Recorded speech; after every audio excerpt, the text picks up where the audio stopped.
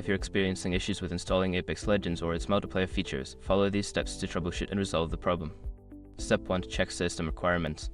Ensure your PC meets the minimum system requirements for Apex Legends.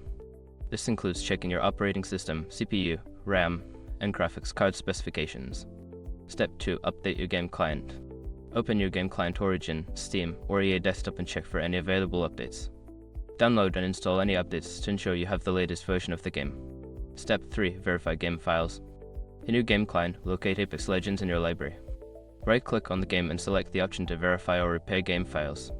This process will check for any corrupted or missing files and replace them. Step 4. Check network connection.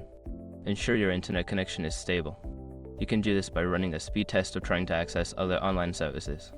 If your connection is unstable, consider resetting your router or contacting your ISP. Step 5. Reinstall the game. If the previous steps do not resolve the issue, uninstall Apex Legends completely and then reinstall it. This can help fix any persistent issues that may be affecting the installation or multiplayer functionality.